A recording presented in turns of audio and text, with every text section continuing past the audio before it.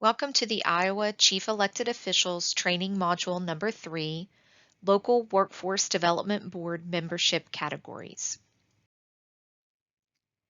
The objectives of this training module are to outline the role Chief Elected Officials play in appointing the Local Workforce Development Board, build understanding of the Local Workforce Development Board membership categories, and identify the process and paperwork required in appointing members to the Local Workforce Development Board. Please have the CEO Orientation and Training Guide available as you participate in this training. The guide can be found at the Iowa State Workforce Development Board website.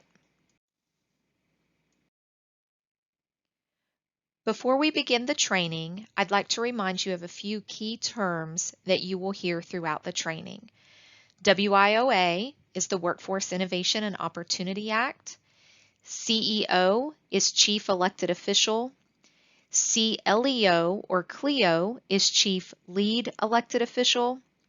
SWDB or State Board references the State Workforce Development Board. LWDB or Local Board references the Local Workforce Development Board. LWDA or Local Area is Local Workforce Development Area. And IWD is the Iowa Workforce Development or the State Workforce Agency. There are two separate entities at the local level that provide governance and oversight to the local workforce system.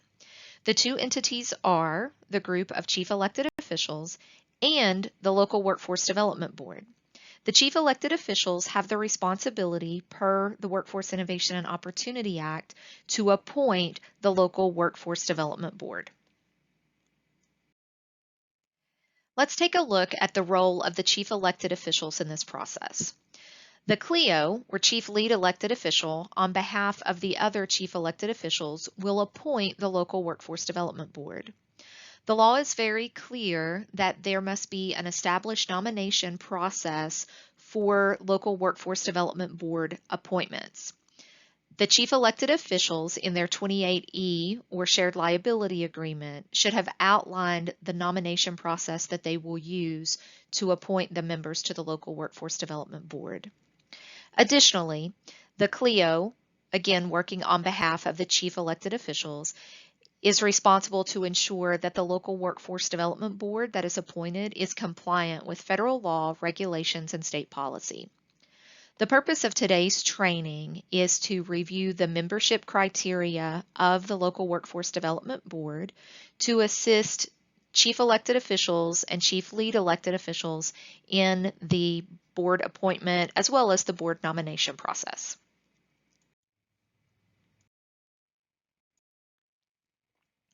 Additionally, as members of the Local Workforce Development Board, they have full authority and responsibility to develop policies for the operation of the board, to monitor its financial and programmatic performance, as well as to connect the region with the resources needed to meet the needs of the businesses and job seekers. Let's look at the categories of membership of the Local Workforce Development Board.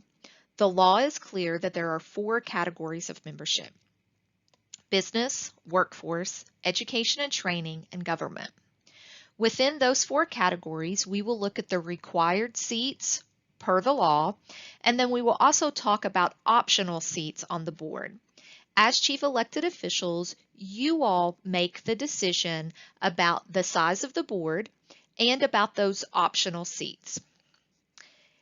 As we move through each category, please note that for a board to meet the minimum compliance requirements, in other words, if the size of the board that you want is a board that meets the requirements and nothing else, your board size, regardless of how many counties you serve, would be a 19-member board. So let's start with the business category on the board. Business representatives of the board must make up 51% of the total board composition. In other words, regardless of the size of the board and regardless of the number of counties that the board covers, the business representatives must be 51% of the board. You, as chief elected officials, can make the decision for the business representation to be higher than 51%. That is completely a decision you all can make. However, it cannot be lower than 51%. In addition to that requirement, the individuals who represent the businesses on the board must also be owners, chief executives, or operating officers of businesses. They must have policy-making or hiring authority. So let's stop for a minute and talk about that. What this means is that the individuals who represent business on your local board must have decision-making authority for those businesses that they represent. In addition, they must provide employment in in-demand industry sectors or occupations in your local area. Again, these must be individuals from businesses, they must have decision-making authority, and they must represent sectors that are in demand in your local area. In other words, they need to be hiring and offering jobs to people in your local area. In addition, two of the business representatives must be filled by small businesses. IWD can help you identify small businesses if you need that. And lastly, members are to be nominated by local business organizations and trade associations. It is not up to you as chief elected officials to go out and solicit nominations, nor will you take the approach of saying, I know a person, I want to put them on the board. There must be a nomination process, and it must come through local business organizations such as chambers of commerce or trade associations or industry associations. The next category on the board is workforce representatives. The law is clear that workforce representatives must make up 20% of the total board composition. So just like business representatives have to make up 51%, workforce representatives must make up 20% of the board composition. This category must include representatives of labor organizations nominated by local labor federations or by other representatives of employees. It must include a member of a labor organization or a training director from an apprenticeship program. Now, for the first time in membership categories, we're going to look at some optional categories.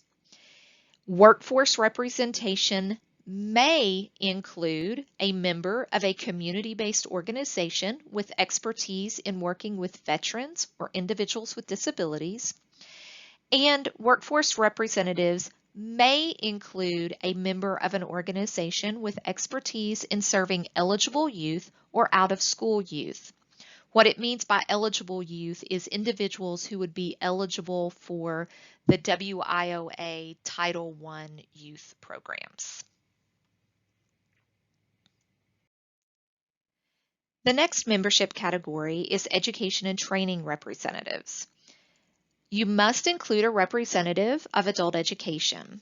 In this case, adult education is referencing the programs that a person could enroll in to obtain a high school diploma or GED or a high school equivalency. You must include a representative from higher education providing workforce investment activities, including community colleges. You may include representatives of local educational agencies and community-based organizations with expertise in serving individuals with barriers to employment. Again, those may categories are optional, and you all as chief elected officials can make the determination if you want to include those categories or not. And lastly, we have government representatives. It must include a member from economic and community development entities, must include a member from the State Employment Service under the Wagner-Peiser Act. This is your IWD staff who provide labor exchange services, and must include a representative from vocational rehabilitation. In Iowa, vocational rehabilitation is divided into two agencies, one being vocational rehabilitation and the other agency being the Department for the Blind. Either organization can represent this category. It may include a member from agencies running transportation, housing, or public assistance programs, and it may include a member from philanthropic organizations. Again, you as elected officials will make the determinations on those may categories.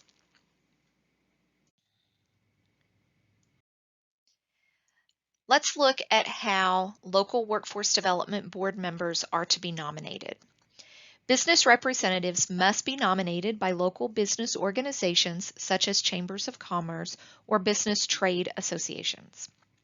Next, labor representatives must be nominated by local labor federations. And finally, when there is more than one local provider of adult education services or multiple higher education institutions providing workforce activities, nominations must be solicited from those providers and institutions. Then the chief lead elected official will select one representative for adult education and one representative for higher education. This provides a representative selection process for these membership categories.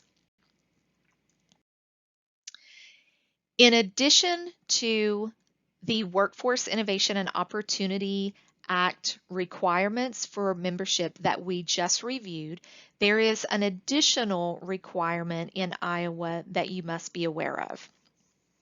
Iowa Code Chapter 84A.42C says that the overall members of the Local Workforce Development Board, excluding the Wagner-Peiser Act, which would be your IWD representative, and vocational rehabilitation representative, must be balanced by gender and political affiliation. After applying the exclusions, in other words, after taking out that Wagner-Peiser representative and the vocational rehabilitation representative, the membership that you have left, no more than half plus one may be composed of any one gender or political party.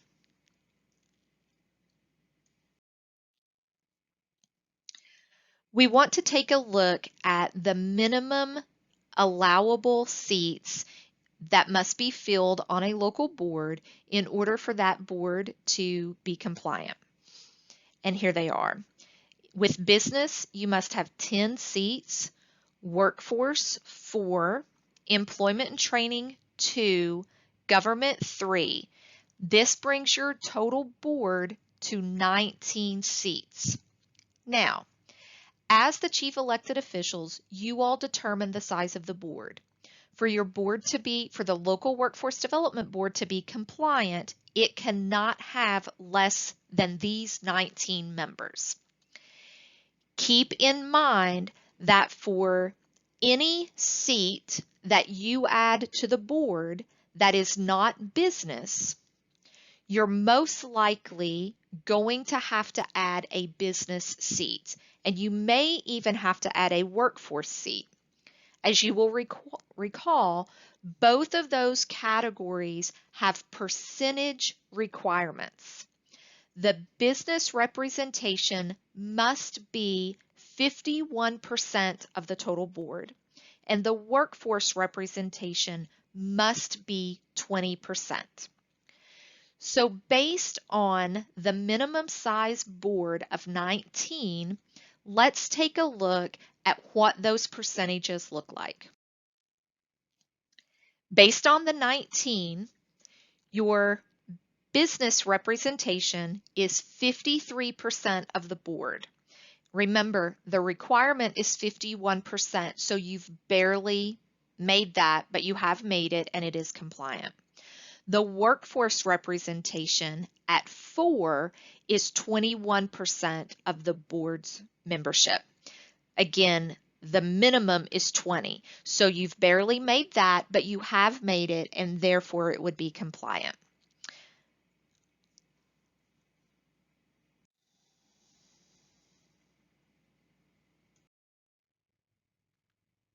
Paperwork that is needed to appoint the local workforce development board. There is a local workforce development board member nomination form, and that can be found on the state workforce board's website. There is also a local workforce development board member conflict of interest attestation form, and that member, after nominated or after being appointed by the CLEO, would need to sign that form. Both forms are for each person are to be submitted by the CLEO to the email address that is on your screen. Should you have any questions about the content of this module, please feel free to send an email to either email address on your screen, wioagovernance@iwd.iowa.gov, or to Michelle McNerney at iwd.iowa.gov. Thank you for your time today.